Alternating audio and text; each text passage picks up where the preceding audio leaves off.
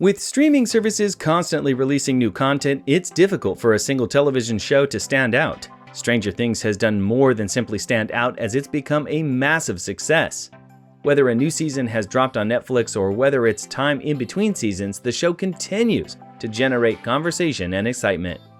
On the other hand, the 2007 teen sitcom iCarly had the whole world under their feet when it first appeared on Nickelodeon and ran for 6 successful years. The show recently joined the Netflix family and has enjoyed its time on the #1 spot at the top 10 charts ever since. iCarly is the latest television series to get a revival, as announced back in December 2020. In today's video, we are going to compare today's favorite Stranger Things and yesterday's favorite iCarly.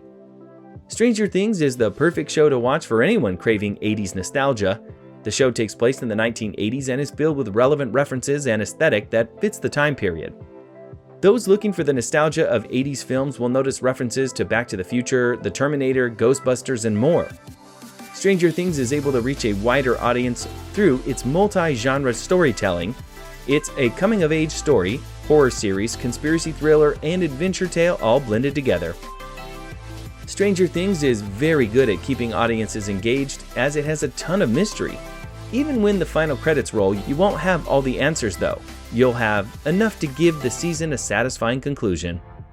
Now, if we talk about casting, Stranger Things casting is simply outstanding. Though the main characters of Stranger Things are kids, the series is quite adult, with deeply written roles and an excellent cast. The young actors bring maturity beyond their years to the leading roles. Stranger Things is a combination of the humor and the horror that really pulls everything together.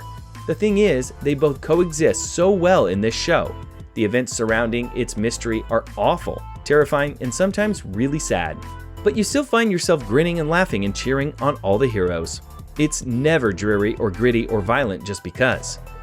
Now, if we talk about iCarly, iCarly was one of Nickelodeon's most popular shows during the late 2000s and the early 2010s, so it's no surprise that it's getting a revival.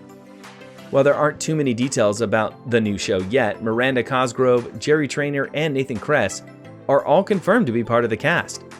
And with so much still unknown, fans have begun to speculate and brainstorm things they hope the new show will contain. The original iCarly follows a trio of teenagers, the titular Carly, her best friend Tough Girl Sam, and geeky boy next door Freddie, who starts a web show that skyrockets to popularity.